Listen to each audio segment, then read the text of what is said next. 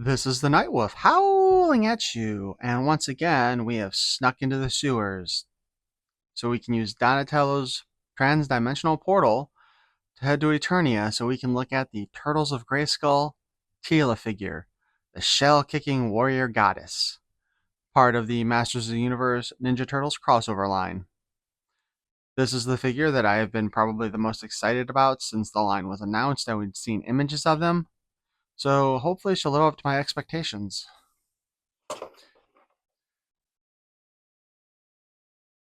We turn around and look at the back of the box, where we see Teela fighting the mutated merman. As Eternia's heroes mysteriously disappear, the mighty Teela is the planet's last line of defense when she meets the four brothers who share her warrior spirit, the Teenage Mutant Ninja Turtles. Now armored to the shell, she is more determined than ever to find the lost heroes. Oddly enough, the only bit of directions we get on her is that you can remove her shell armor. As part of this wave, we have, of course, Teela, the shell-kicking warrior goddess, Michelangelo, heroic champion of Cowabunga, Casey Jones, the one-man weapons rack, and Skeletor, the evil samurai of destruction. So far, it kind of sounds like the heroes are starting to outnumber the villains. Although, to be fair, so far almost all the deluxe that we've seen have been for the villainous side.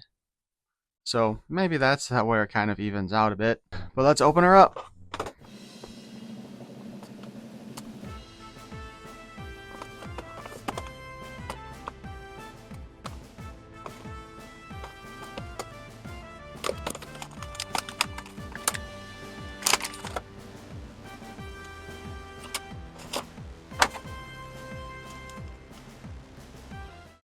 Alright, so far with our Teela, we get the little parts thing, which I can honestly say I think I'm going to be disappointed because it does appear based on this that her helmet does not come off, which I think I've already complained about that with Donatello. So in this case, I'm going to complain about that with Teela here as well, because that means now you can't de-armor her. We have the Turtles of Grayskull, the Spirit of the Gray Shell comic book. On the cover, we see our four brothers with Man-at-Arms and Teela and the April O'Neil Sorceress, which thus far I have not been too impressed with that design. Maybe I'll change my mind when the figure comes out. Maybe not. As we open up our story, we get a little bit of background on Castle Grayskull, and it looks like Raphael is being the kind of sarcastic hothead with the comment of, "Sure, let's walk into the mouth of the giant skull with a disembodied lady's voice. What could go wrong?" Which, let's be honest, that is how normal people should react to seeing Castle Grayskull. So props for them for getting kind of realistic there. But as we get inside, we still haven't actually seen the sorceress yet. But it turns out that Casey Jones is in the house. And it looks like he stole the turtle van to try to follow them and then got caught up in whatever explosion Crane caused. And finally, we get to meet April O'Neil in her, quote, sorceress getup, which, again, it's hard to do stuff with April because she just looks like April. She doesn't have anything very distinguished, and this is especially true when you consider how many different versions of April we've got in the Turtleverse, so to speak. But we finally get to meet the sorceress, and she tells them some stories, gives us a little bit of additional background to He-Man and the others being captured. And before he was captured, He-Man tossed the sword as hard as he could to keep the Sword of Power out of the hands of Skeletor, Krang, and Shredder. But now this means that they have to go and save it. They also stop by the Dwell of Souls, which looks like a pan-dimensional dungeon, but... So we get to see that April's powers do give her the ability to fly, and I'm not sure what exactly is supposed to be going on here. If this is supposed to be her power working, or if that's supposed to be the Dwell of Souls trying to grab her instead of letting her use her abilities to actually, communicate with the Dwell. Raphael goes to grab her to pull her away, and he gets electrocuted. But we have Splinter pop up, and Splinter has apparently become the love child of himself and King Grayskull. Splinter, of course, gives some advice to them about the Power Sword being the only thing that can maybe save He-Man. And they ride some weird looking vehicle that looks like a mutated version of the Roton. It's not large enough for me to tell what the hell is going on here. When I scan in the pages, I will pop up a large version of it here and we'll see what it actually is supposed to look like.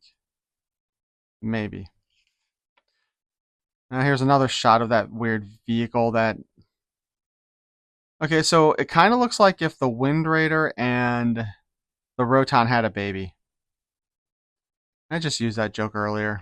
Oh well, I'm ashamed of myself a bit. But as the turtles go to try to find the Power Sword, they're led to an island. Merman is already guarding the island for some reason, and they beat the crap out of Merman and win. And then, of course, the mutated He-Man shows up. And a brief fight does not ensue because all that happens is Leonardo and He-Man go both chasing after the sword. And somehow Leonardo saying turtle power when he grabs the sword causes it to teleport all of them back to Castle Grayskull. Don't know why that does that. But at the same time that it teleports them, it also restores He-Man to He-Man. Hooray! And apparently Splinter is now actually there in person and not just a hologram from Dwell of Souls. Or Aura. And on the back of the package, we once again see Michelangelo, the heroic captain of Cowabunga, the Skeletor, evil samurai lord of destruction, Teela, the shell-kicking warrior goddess, and Casey Jones, the one-man weapons rack. He's also the other one I was kind of excited about getting. Casey's been one of my favorite characters for Ninja Turtles for a long time, too. Although, to be fair, in the original animated series, he was kind of like, what were you thinking? But anyway. Lawbreakers. Anyway. Teela comes with Raphael's other Sai, apparently. Which is kind of disappointing, to be perfectly honest. I would have thought they would have given her her own weapon.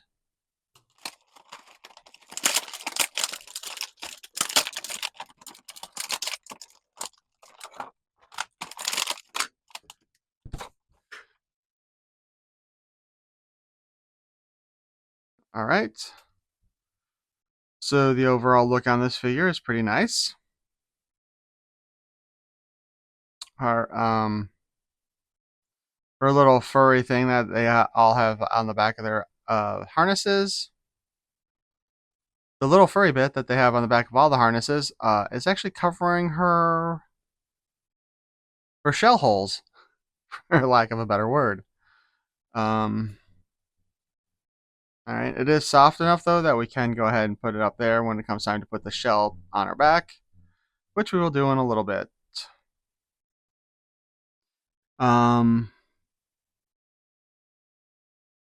So this looks like it's using the regular Teela buck, but I can see the outline for her belt here, and it does not appear to be painted at all. That has me a little bit worried.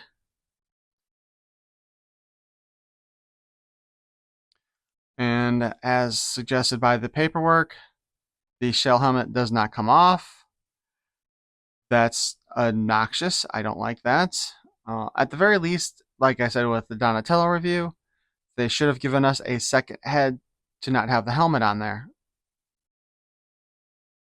Also, what I am noticing is that the decoration on her breastplate is also not painted. I am thinking that Mattel may have gone super cheap on this one, and that is going to really tick me off because this is a figure I picked up a second one of so I could display her with the armor and without the armor. And if it's going to be one of these cases where they didn't deco the body at all, then especially with the lack of a plain head, this is just, it's going to tick me off. I'm sorry. Because I don't like when they do that kind of thing. But I do like the overall look. It is kind of weird to me, though, that we have silver highlights here on her arm, her bracers, and her bicep bands, and then they ended up using gold on the chains and the belt buckle, because that doesn't really match up with any other color, because the rest of this isn't gold. It's kind of that orangish yellow color. Same on the shield. So I wonder, they probably should have made this silver instead to match with that. Articulation wise, should I put the shell on first? Let's put the shell on first. So we'll flop that up there.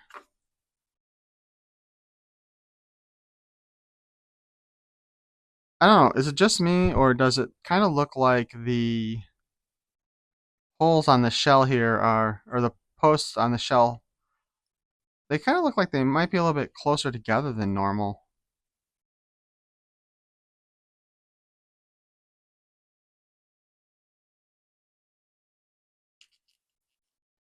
Okay, so for a note here, I did have to manhandle the shell a bit more. It doesn't seem like it lines up perfectly with the holes. Now we get to articulation. She's got the ball joint at the head and can spin the head around. There is also a peg on the ponytail, so you can rotate her ponytail around if you want.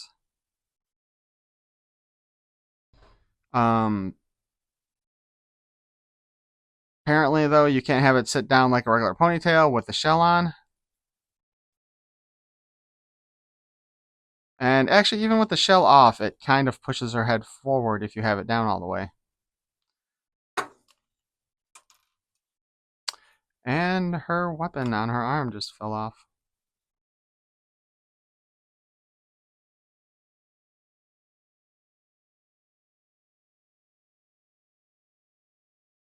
Okay, so we've done the head, we've done the ponytail, we've got the hinge in the arm so it can go up and down. It is a very, very strong hinge. And her arm armor came off. We can spin it, although it is hindered by... So with the shell on, it's definitely hindered in the back. In the front, it's hindered by her shoulder pauldrons. And sadly, this thing keeps on wanting to pop off whenever I go to move her.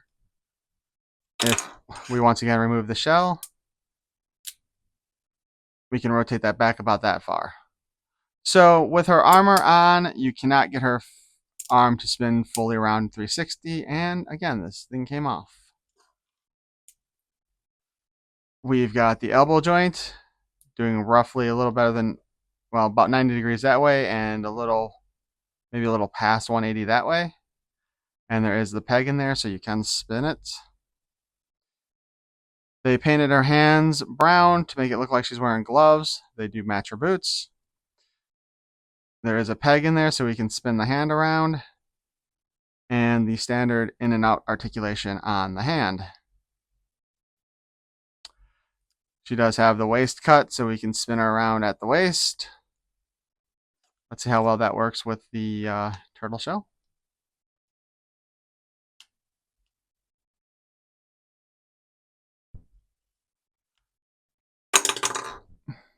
So that doesn't work very well with the turtle shell either. She can kick up. Oh! She actually has a pretty good high kick going on there. I am kind of surprised, because I don't think any of the other female figures have kicked that high previously. The skirt piece there doesn't really interfere too much. She can kick yay back. She can kick back yay far. And she can kick out.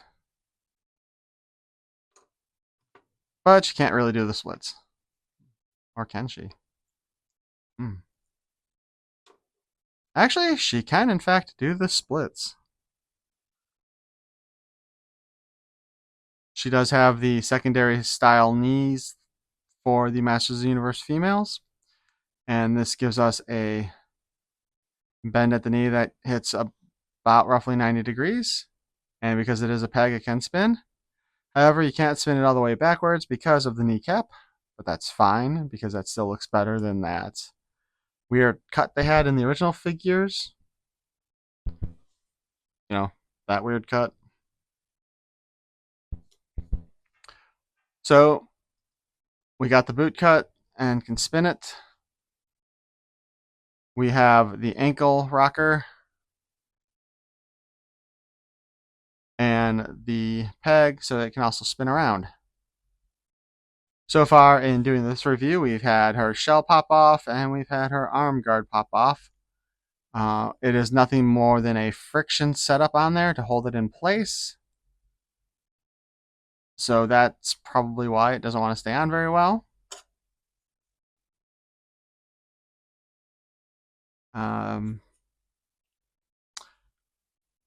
I have a theory here on this.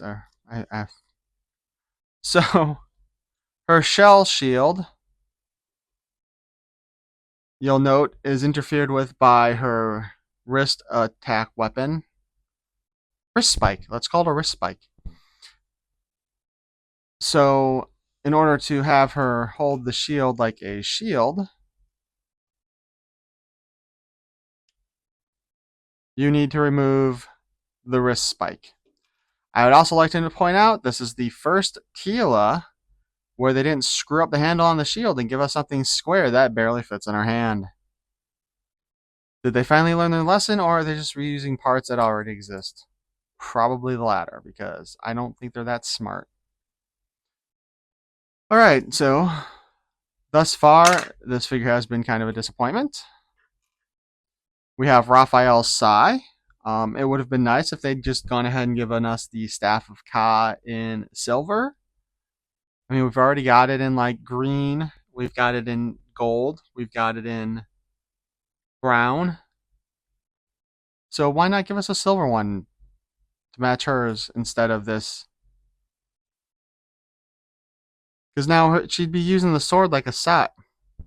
She'd be using the sai like a sword, and that just, I don't know, that just doesn't make a whole lot of sense to me. But I guess on the plus side, if you can actually get the hands together, she can hold it two-handedly. But now it's time. Let's take a look at what she looks like underneath the... And I was correct. There is no deco on the bottom part. I think we're going to have to pop her head off for this.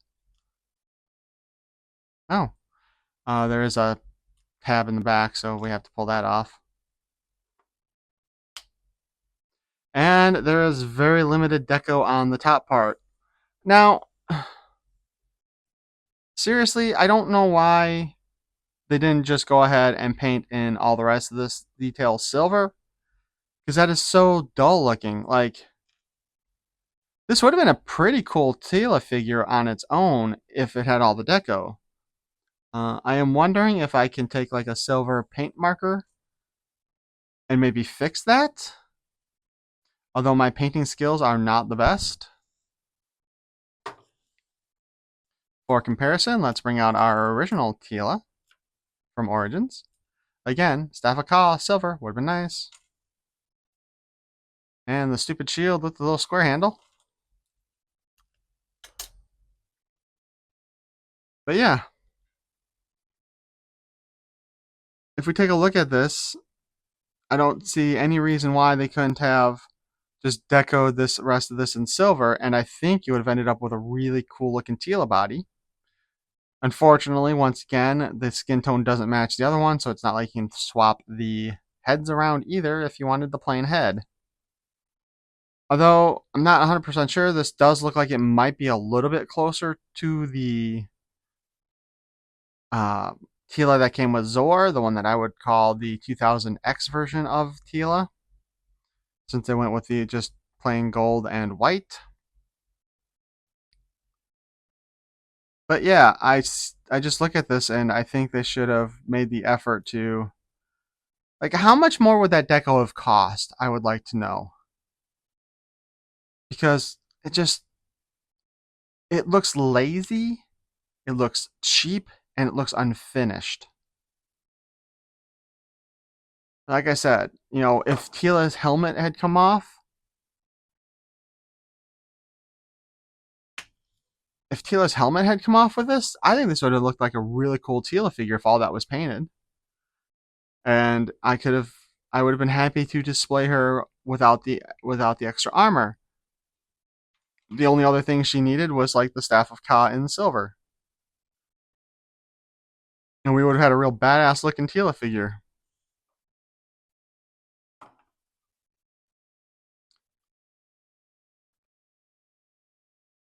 I can't really tell if the Teela has a new head sculpt, or like if the face is the same face. It's very possible it is just the same face as the original Teela. I do like that they gave her a more standout lipstick color. Her eyes are still blue. What's surprising is, and maybe you might not be able to see this,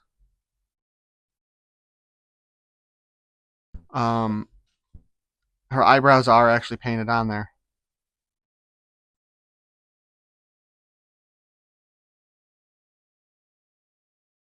Let's see.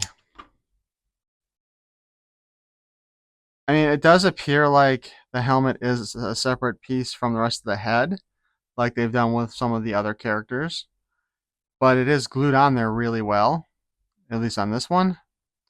And I don't see it popping off. And even if you could pop it off, you don't have anything to replace it with. Oh, maybe I can look on eBay to see if I can find a spare head for the 2000X version of Teela and use that. But that would mean, again, I may have to try painting all of this and get that plain head.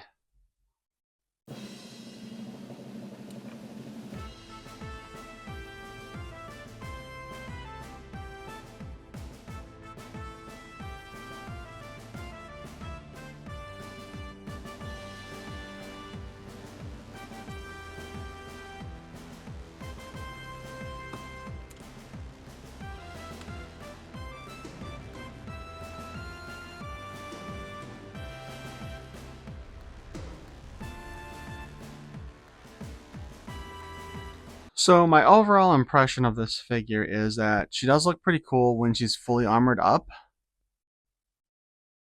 The wrist spikes, however, do not stay on very well once you start actually fiddling with the toy. Uh, the sword is just stupid. This feels like they decided to give Teela the extra sai so you could give it over to Raphael if you didn't want him to use that stupid gauntlet stabby thing that they gave him. So that's really disappointing. She should have come with. She should have also come with the Staff of Ka in silver. They also should have painted the entire figure instead of just doing the little bits up top because it looks unfinished. The turtle shell is fine, but once again, you can't put it in her hand and have the wrist spikes on there. You have to take that off in order to have her hold the shell. That's an impractical variation on this toy. So, like I said, I'm honestly really disappointed in this figure. And this was the one I was the most excited about. And she looked really cool in the comics. But the follow through that they did is just terrible. And it's disappointment. Poor Teela. Anyway, I hope you enjoyed this video. Let me know what you think about this. Are you disappointed in the follow through on this, or do you think it's okay?